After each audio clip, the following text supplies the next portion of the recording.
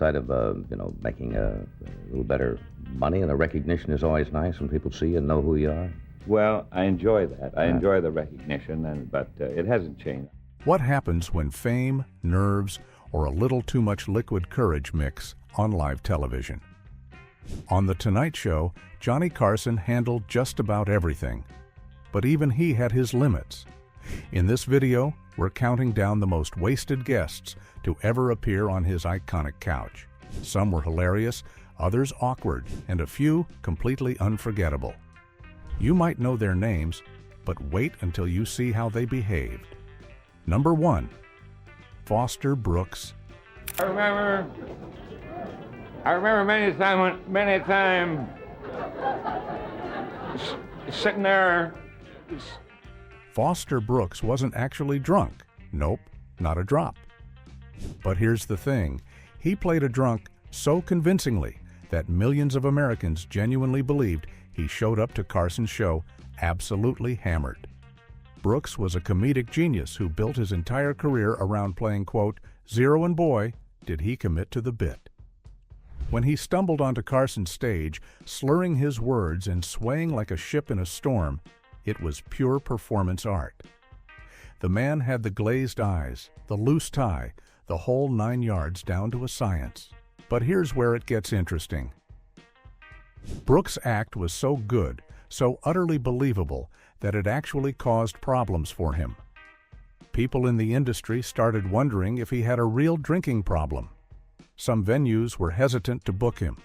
There were whispers, rumors, the whole Hollywood gossip machine working overtime.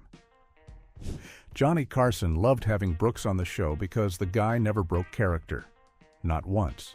He'd do these elaborate stories that went nowhere, forget what he was saying mid-sentence, and create these perfectly timed moments of confused silence that had the audience howling. Carson would play the straight man, trying to keep the interview on track while Brooks masterfully derailed everything. The controversy? Well, some critics argued that Brooks was making light of alcoholism, a serious disease that destroyed families. Others said he was perpetuating harmful stereotypes. But Brooks defended his act, saying he was playing a character no different than any other comedian with a persona. And honestly, the man's timing was so impeccable, his physical comedy so refined, that you couldn't help but admire the craft behind the character. What made his Tonight Show appearances so memorable was how he would interact with other guests. Imagine sitting next to Foster Brooks, not knowing if he's really drunk or not, trying to have a normal conversation while he's calling you the wrong name and spilling imaginary drinks. Pure comedy gold. Number 2, Ed McMahon. Some of the animals you had as babies are now 10 years old. That would be about right. Now this one's going to surprise some people. Ed McMahon, the legendary announcer, Johnny's loyal sidekick, the man with the booming laugh and quote one launch announcement, had his own complicated relationship with alcohol. Ed was always careful on air, professional.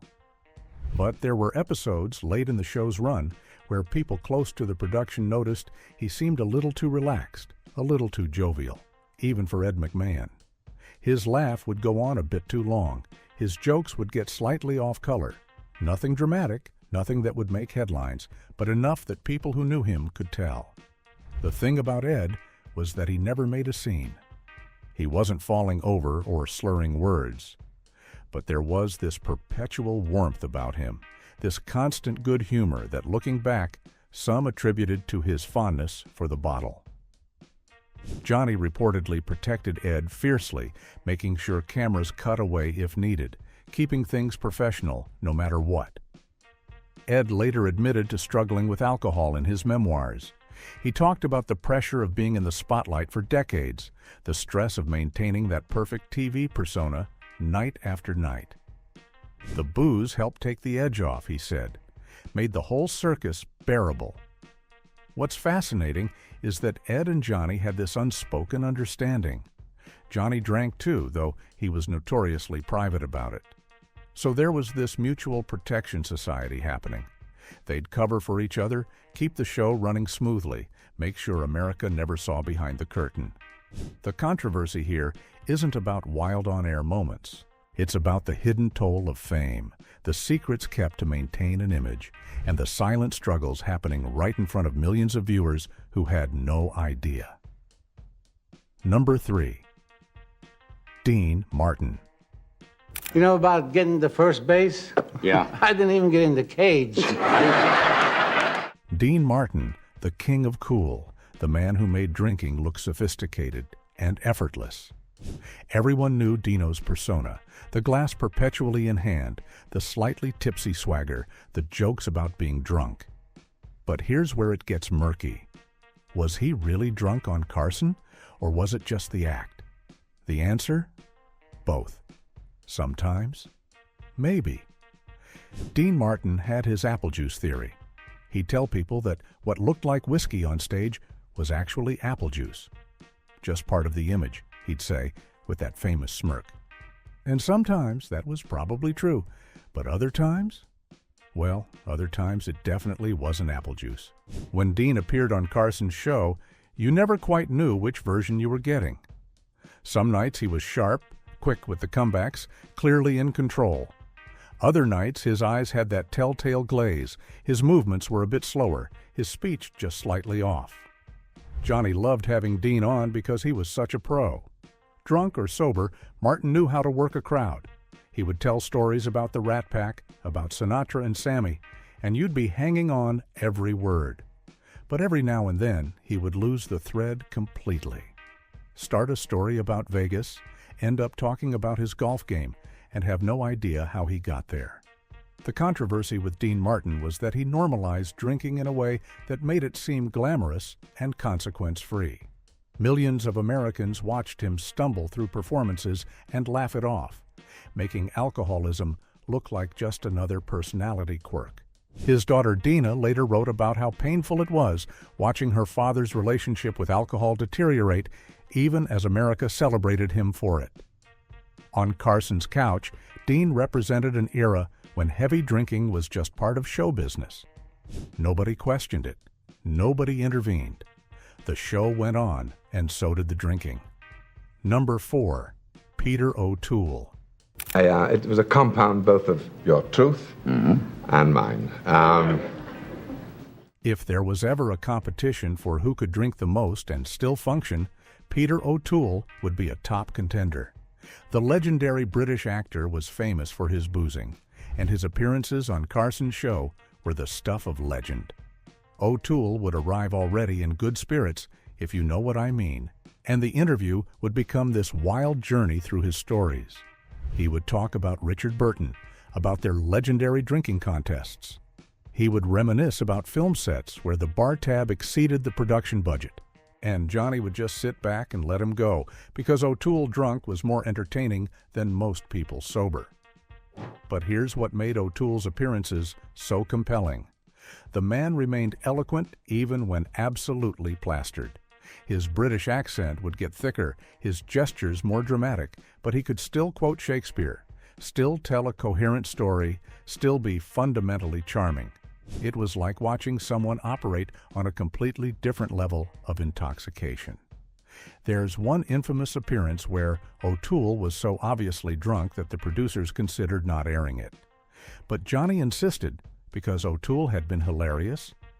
He had told stories about nearly dying multiple times, about drinking with the greatest actors of his generation, about the absolute madness of Hollywood in the 60s and 70s. The controversy with O'Toole was complicated because he was so beloved. People didn't want to confront the fact that this brilliant actor was slowly destroying himself. They laughed at his stories instead of recognizing them as cries for help. O'Toole himself later admitted that his drinking years were a blur, that he couldn't remember entire films he'd made. His Carson appearances captured a particular type of alcoholic, the functional, charismatic one who makes you forget that what you're watching is actually someone with a serious problem. Entertainment and tragedy mixed in equal measure. Number 5. Bill Cosby. With some of my children, I'm beginning to accept some of their problems. Now we need to talk about Bill Cosby, and this is where things get really uncomfortable.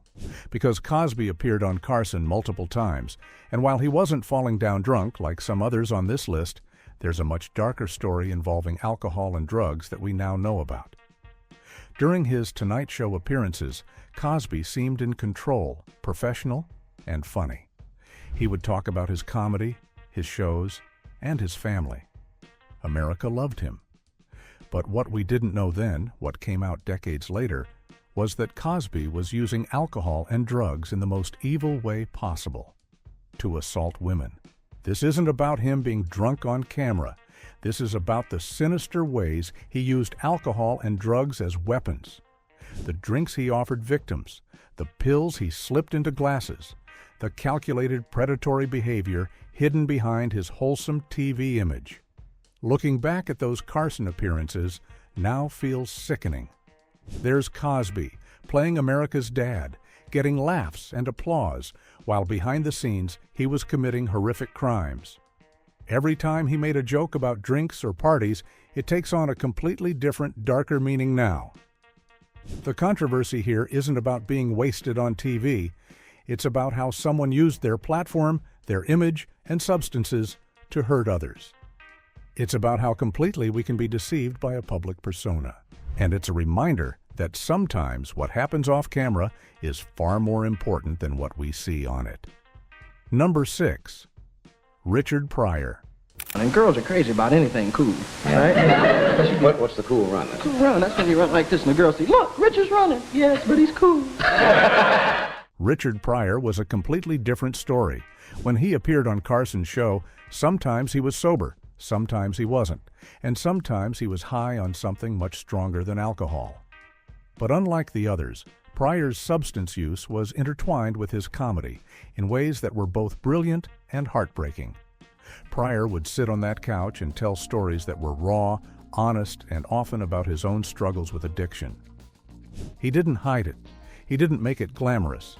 He talked about crack cocaine, about freebasing, about the time he set himself on fire while high. And somehow he made it both funny and devastating. Johnny Carson had a complicated relationship with Pryor's appearances. On one hand, Pryor was one of the most talented comedians alive. On the other hand, you never knew what version of Richard you were getting. Some nights he was sharp and brilliant. Other nights he was clearly under the influence, rambling and unfocused. What made Pryor's appearances so compelling was his refusal to pretend everything was fine. He would talk about his demons openly. He would joke about his drug use, but in a way that made you laugh and then immediately feel uncomfortable for laughing. He held up a mirror to America's drug problems, to racism, to everything we tried to ignore. The controversy with Pryor was that some people thought he was glorifying drug use, that he was making addiction seem like just another source of material. But others argued he was doing the opposite, showing the real consequences in a way that was more powerful than any after-school special. His Carson appearances captured a man fighting his demons in public, using comedy as therapy, and letting all of us watch. It was uncomfortable and brilliant in equal measure. Number 7, Orson Welles. And the first time we had an old radio actor called Ray Collins who came up to him, said, "Didn't I see you on Big Sister?"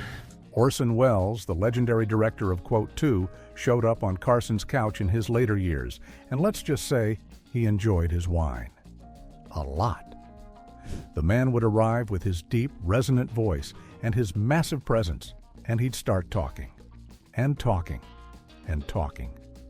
Johnny would try to steer the conversation, ask specific questions, get Welles to tell particular stories. But Orson had his own agenda. He would start answering a question about filmmaking and end up discussing philosophy, wine vintages, politics, and his thoughts on the decline of Western civilization. The beautiful thing about drunk Orson Welles was that even while rambling, he was still more articulate and intelligent than most people at their best. He'd reference obscure historical figures, quote literature, deliver these long monologues that were simultaneously profound and completely off-topic. Carson's face during these interviews was priceless. You could see him trying to figure out how to regain control of the conversation, while also being genuinely fascinated by whatever tangent Wells had gone off on. Sometimes Johnny would just give up and let Orson ramble, because honestly, who was going to interrupt Orson Welles? There's one famous appearance where Welles clearly had several drinks before arriving. He started talking about Hollywood's treatment of artists and didn't stop for what felt like hours. He criticized studios, directors, actors, and the entire industry. And then, mid-rant, he would suddenly become melancholic, talking about his own failures and missed opportunities. The controversy with Welles was subtle.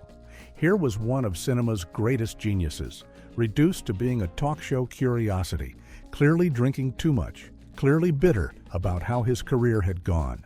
It was sad and fascinating and uncomfortable all at once. His Tonight Show appearances captured the tragedy of squandered genius, of talent drowning in alcohol and resentment. But even at his worst, Welles was captivating. Number 8. Truman Capote. I'm not Well, used you to were that. joking with Mr. Frazier about going a couple of rounds with him. There's something I can do better than he can, which is tap dance. Truman Capote was a whole different kind of drunk. The brilliant writer would float onto Carson's set, usually already well into his cups, and proceed to spill tea for the entire interview. Capote was famous for his high, distinctive voice, his flamboyant personality, and his complete lack of filter, especially when drinking. And on Carson's show, he had no filter whatsoever. He'd dish about celebrities, reveal secrets, start scandals, all while gesturing wildly with whatever drink was in his hand. There's the infamous moment where Capote spilled water all over himself while making jokes about Ed McMahon. He was trying to take a sip, got distracted by his own story, and ended up drenching his shirt. Instead of being embarrassed, he just kept talking, water dripping down his front as if nothing had happened. What made his appearances so wild was his combination of brilliance and messiness. He would say something incredibly insightful about literature or society, and then immediately follow it with vicious gossip about someone famous, all while clearly drunk and loving every minute of it. Johnny both loved and dreaded having Capote on. On one hand, he was great television, guaranteed to create memorable moments. On the other hand, you never knew who he was going to offend or what secrets he was going to reveal. The network censors were probably having heart attacks every time Capote appeared. Capote used his Tonight Show appearances to settle scores and spread rumors. He would talk about Marilyn Monroe, about the Kennedys, about Hollywood's biggest stars, and you never knew what was true and what was drunk exaggeration. He burned bridges left and right, all for the sake of entertaining Carson's audience. His appearances captured the self-destructive nature of fame and alcoholism. Capote was literally drinking himself to death while making jokes about it on national television. It was funny until it became tragic. Number 9. Oliver Reed. I'm playing a colonel. I thought, I don't know what to do. And so but actually I went into half this is pencil. Oliver Reed was, without question, one of the wildest, most unpredictable guests to ever appear on an American talk show. The British actor was legendary for his drinking, his brawling, and his complete disregard for social norms. When Reed appeared on Carson, he was already drunk when he walked on stage. Not tipsy, not a little loose, but properly drunk. And he immediately made it clear that this was going to be unlike any other interview. Reed started talking about his life, his films, and his philosophy of living. But within minutes, he was making increasingly outrageous statements. He talked about fighting, about drinking contests, about his general disdain for propriety. And then he threatened to undress, live on air, in front of millions of viewers. Johnny Carson, who had seen everything in his decades of hosting, looked genuinely concerned. You could see him trying to laugh it off while also signaling to producers to be ready to cut to commercial at any moment. Reed was unpredictable and clearly capable of following through on his threat. To make matters worse, Reed's energy was particularly aggressive. He wasn't the lovable drunk or the sad drunk. He was the dangerous drunk, the one who might actually do something that would get the show taken off the air. He leaned into Carson's space, gestured wildly, and created this atmosphere of barely controlled chaos. The producers were sweating. The network was probably getting calls. And Oliver Reed was having the time of his life, clearly enjoying the panic he was causing. Reed's appearance became legendary because it showed just how wild things could get when you put a drunk actor on live TV with no safety net. It was thrilling and horrifying in equal measure. Number 10, Shelley Winters. You know, those girls used to come to, and this man extolled this house and said to my mother, this house is 300 years old. And my mother said, but do you expect me to live in it with a baby? You probably know this story, but let's have a quick rundown. Here's what happened. Oliver Reed, already mentioned for his threatening to strip appearance, was on the show being his usual drunk, obnoxious self. Shelley Winters, a respected actress and Academy Award winner, was also a guest. And according to rumors and eyewitness accounts, Winters had been drinking too. Reed was apparently being particularly crude, making inappropriate comments and generally acting like a drunken fool. Winters, who was nobody's fool and didn't tolerate disrespect, had apparently had enough. In a moment that became instant legend, she supposedly picked up her drink and threw it at Reed. Now, here's where it gets interesting. Different people remember this differently. Some say she dumped it on him deliberately. Others say she threw the drink at him in a moment of anger. Some claim it was all staged for publicity. And a few people insist it never happened at all, that it's just a story that's grown over the years. What we do know is that Winters and Reed had a confrontation during a Tonight Show appearance, that drinks were involved, and that it created enough chaos that the story has lived on for decades. Winters herself was known to enjoy her drinks. She was tough, opinionated, and not afraid to speak her mind, especially when she'd been drinking. She had appeared on Carson many times over the years, and while she was always professional, there were definitely appearances where she seemed more relaxed than usual. Some of these people struggled with addiction for years. Some died from it. Some eventually got sober and spoke about their regrets. And some, like Foster Brooks, weren't drunk at all, just playing a character that reflected the culture around them. Johnny Carson himself had a complicated relationship with alcohol. He was known to drink heavily off camera, though he maintained his professionalism on air. The Tonight Show was, in many ways, a reflection of its time, when drinking was just part of show business, when nobody talked about intervention or treatment.